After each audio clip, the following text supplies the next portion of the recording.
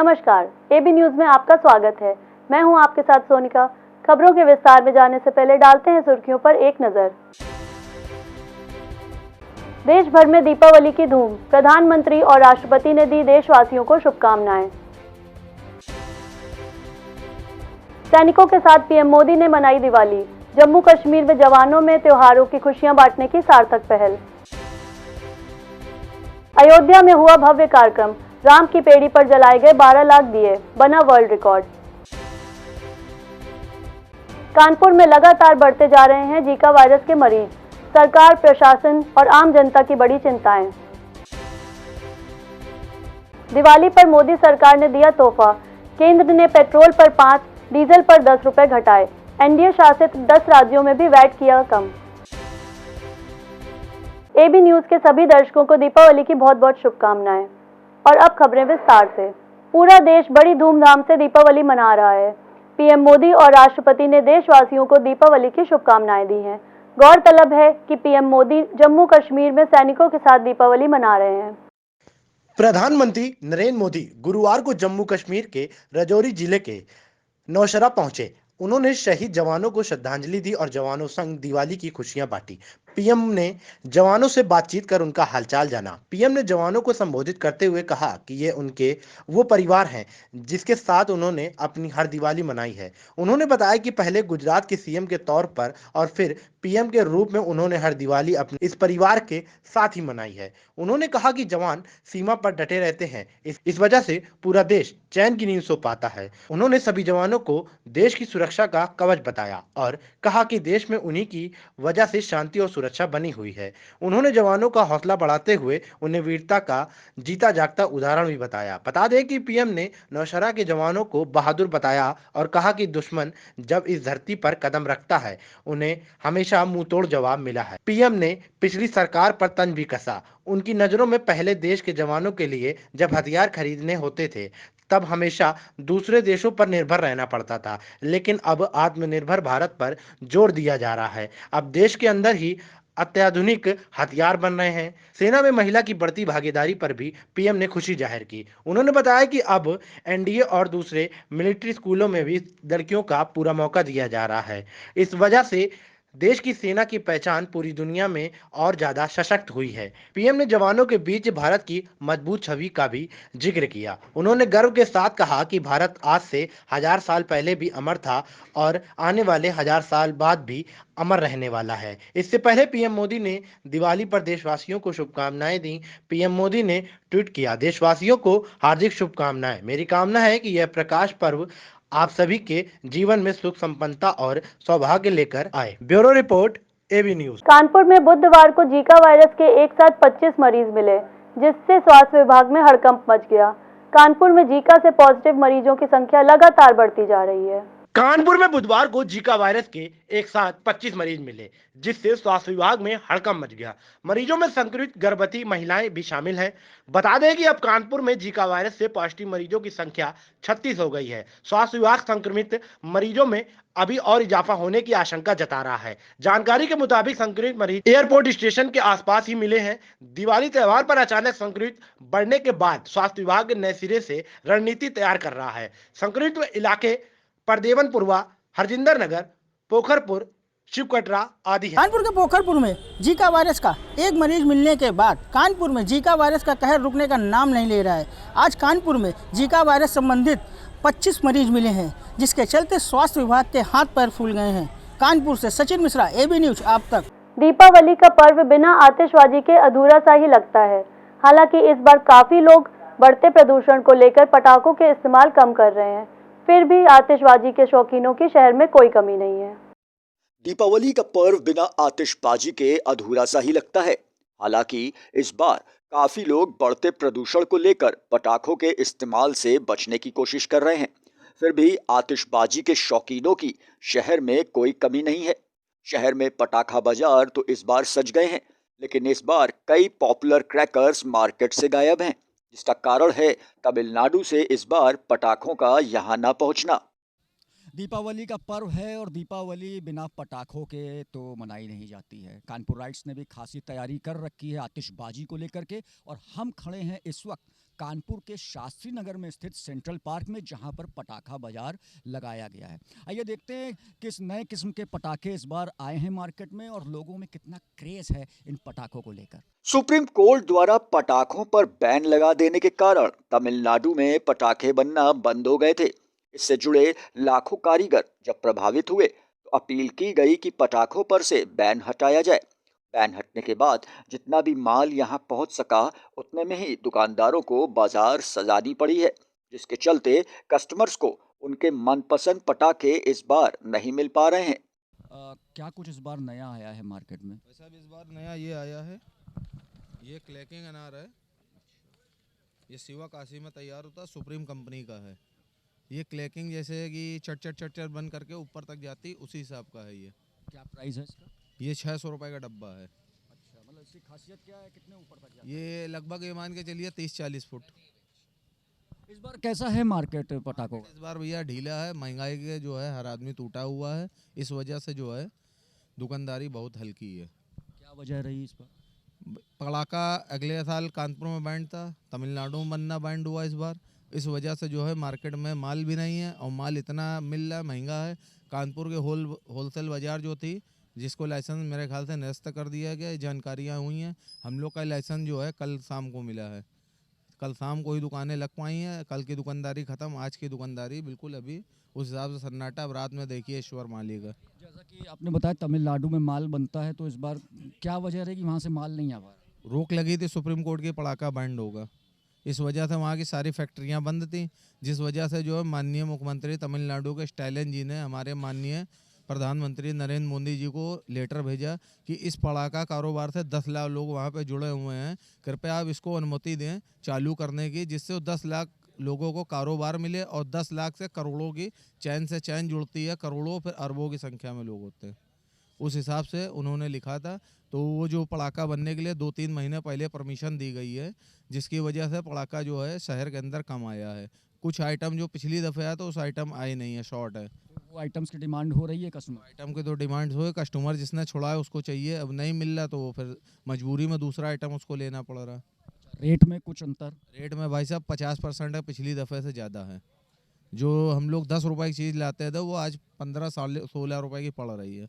तो अब कस्टमर को हम जब 20 रुपये की बेचेंगे तभी 2 पैसे हम लोग भी मार्जिन कमाएंगे, क्योंकि इतने खर्चे होते हैं कि क्या बताया जाए।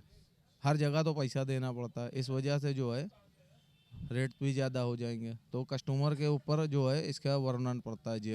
पटाखों की कम आवक के चलते इनके दाम भी खासे बढ़े हुए हैं। आलम यह है कि मार्केट में इस बार पटाखों के दाम 50% तक बढ़ गए हैं। मार्केट आए लोग लिस्ट तो लंबी लेकर आए, लेकिन कम पटाखों में ही संतोष करने पर मजबूर हो गए। क्या नाम है आपका? फैसल नाम है हमारा। और दिवाली का मौका है, पटाखे लिए? दिवाली के मौके बच्चों के पटाखे लेने आए थे, दिवाली मनाने के लिए। ईद मनाने नहीं दिया जाता हम लोगों को, दिवाली मना लिए। पटाखे इतने महंगे मिल रहे, वापस जा रहे, थोड़ा सा लिए लेके जा रहे वापस। क्या क्या लिया है?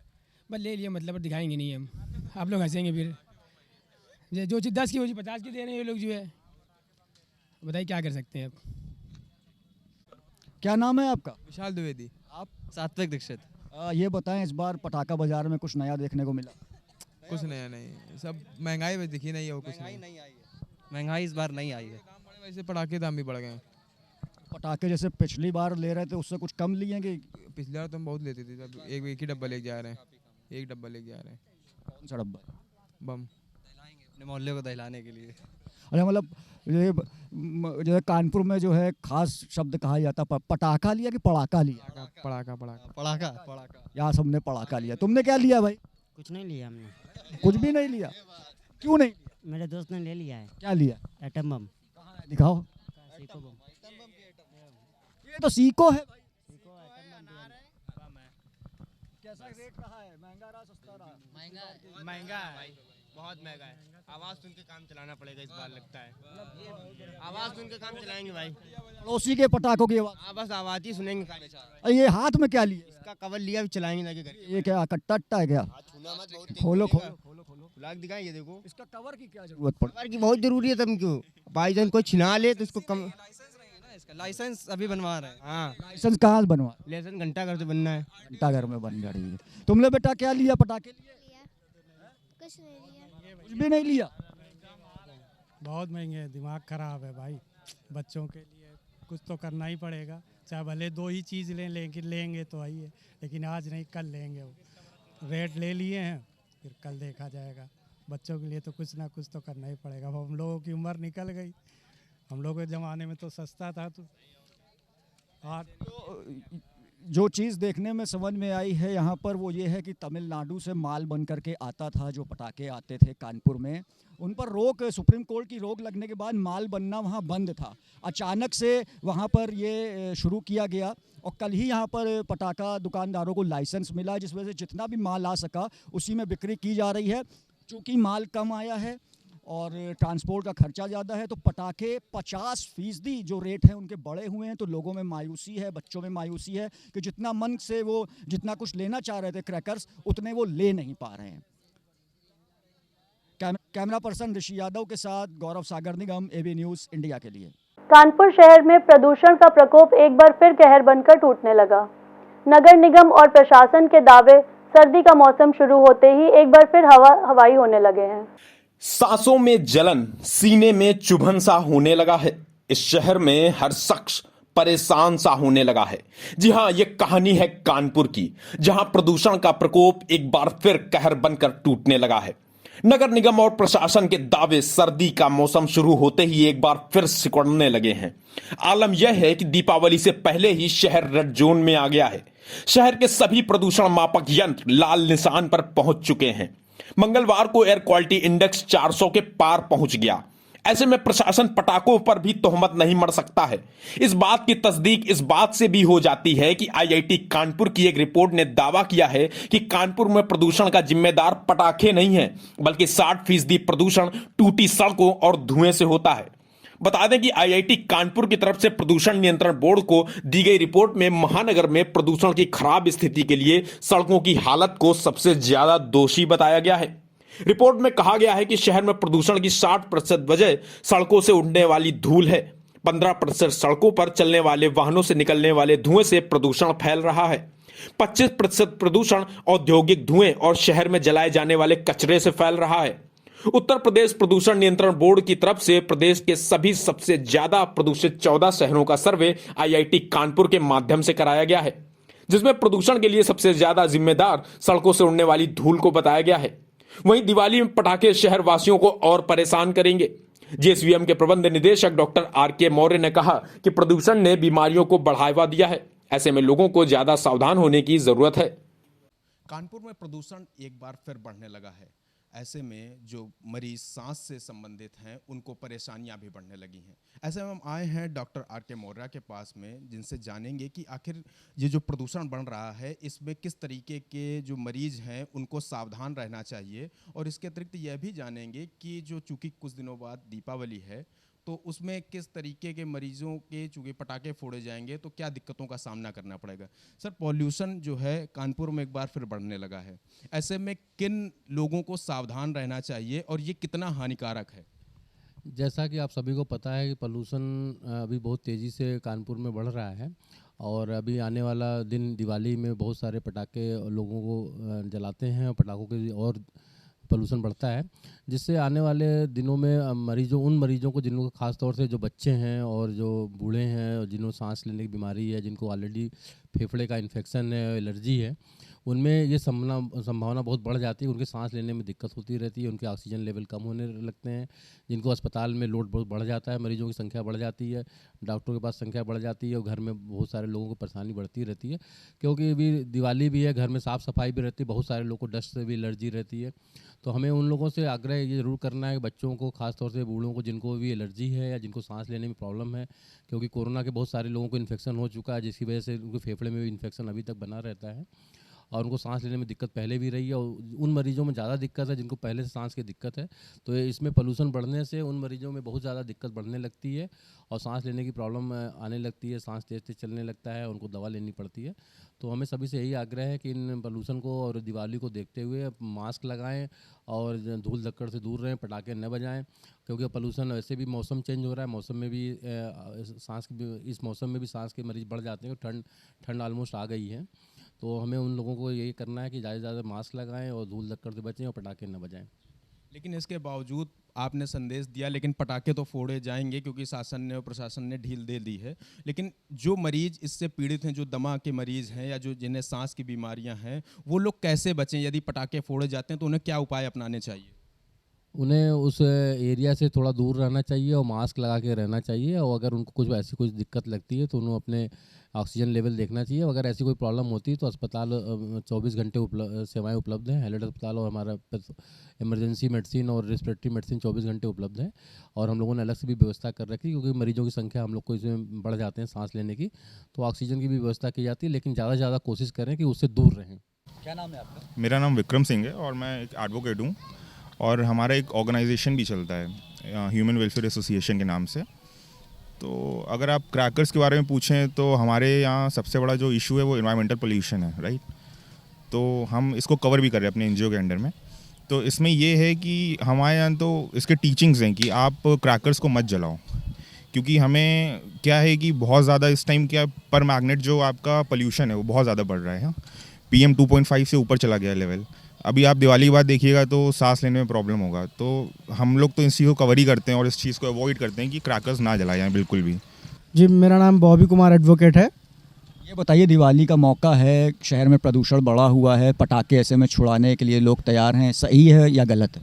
देखिए, वैसे तो दिवाली हमारा जो है एक बहुत ही अच्छा त्यौहार होता है, जिसमें लोग एक दूसरे से मिलते हैं, नए कपड़े पहनते हैं, मिठाइयाँ बांटते हैं और एक दूसरे के घर मिलने भी जाते हैं। तो इसमें हमारा मानना है कि जो लोगों की इस समय अभी कोरोना से पीड़ित हमारा देश चल ही रहा था, तो इसमें हमें नहीं लगता है कि कहीं से आपको पटाखा छुड़ाना चाहिए। इससे हमें तो दिक्कत होती है, हम लोगों को, इससे पक्षियों को भी बहुत सारी दिक्कतें होती हैं। बेचारे पक्षी इधर उधर भटकते हैं पटाखों से भी, और जो पटाखों से प्रदूषण होता है, वायु प्रदूषण भी होता है, ध्वनि प्रदूषण भी होता है।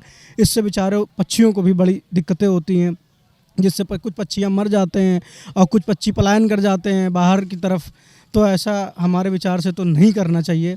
हाँ, दिवाली मनानी चाहिए। आप अपने विचारों से, अपने मिलने से, अब मिठाइयों से, कपड़ों से और किसी की मदद करके, इससे दिवाली मनाइए, ये हमारा विचार है। अयोध्या में भव्य दीपोत्सव कार्यक्रम हुआ और इस दौरान पूरी अयोध्या रोशनी से जगमगा उठी। अयोध्या में 12 लाख दिए जलाए गए, जो एक वर्ल्ड रिकॉर्ड है। अयोध्या में भव्य दीपोत्सव का आयोजन किया गया है। प्रभु श्री राम की नगरी को 12 लाख दियों से सजाया गया, जो कि एक वर्ल्ड रिकॉर्ड है। 12 लाख दियों को जलाने के लिए 36,000 लीटर सरसों के तेल का इस्तेमाल हुआ। इसमें राम की पैड़ी पर 9 लाख और अयोध्या के बाकी हिस्सों में 3 लाख दीपक जलाए गए। बता दें कि छोटी दीपावली के मौके पर सीएम योगी आदित्यनाथ अयोध्या पहुंचे। सीएम योगी ने दिवाली समारोह में भगवान राम, लक्ष्मण और सीता का किरदार निभाने वाले कलाकारों को माला पहनाई। बता दें कि अयोध्या में 5वें दीपोत्सव की शुरुआत हो चुकी है। बुधवार को भव्य शोभा यात्रा निकाली गई। रामायण कार्निवाल थीम पर 11 रथों वाली झांकी निकाली गई। भगवान राम, माता सीता और लक्ष्मण के साथ पुष्पक विमान से अयोध्या पहुंचे। उन्हें हेलीपैड से रामकथा पार्क तक रथ से लाया गया। इस दौरान भगवान राम का राज्याभिषेक सीएम योगी ने किया। राम की पैड़ी से जुड़े 32 घाट पर करीब लाखों दीप जलाए गए। वहीं दिवाली के मौके पर सीएम योगी ने राम जन्मभूमि पर रामलला के दर्शन किए। इससे पहले वो हनुमानगढ़ी मंदिर में भी पूजा अर्चना करने पहुंचे। इसके बाद सीएम ने छोटी छावनी में नृत्य गोपाल दास जी से मुलाकात की। उन्होंने कौशल किशोर दास का भी हालचाल जाना। कौशल किशोर गोरखनाथ पीठ से जुड़े रहे हैं। इसके बाद सीएम योगी ने अयोध्या में एक गरीब के घर जाकर उसका हालचाल जाना। वहीं सीएम योगी ने दिवाली की शुभकामनाएं दी। योगी ने कहा, पूरे प्रदेशवासियों को दीपावली की मंगलमय कामनाएं करता हूँ। आप सभी को दीपावली की एक बार फिर से बहुत बहुत शुभकामनाएं। फिलहाल इस न्यूज़ बुलेटिन में इतना ही। मुझे दीजिए इजाज़त। आप देखते रहिए AB न्यूज़। नमस्कार।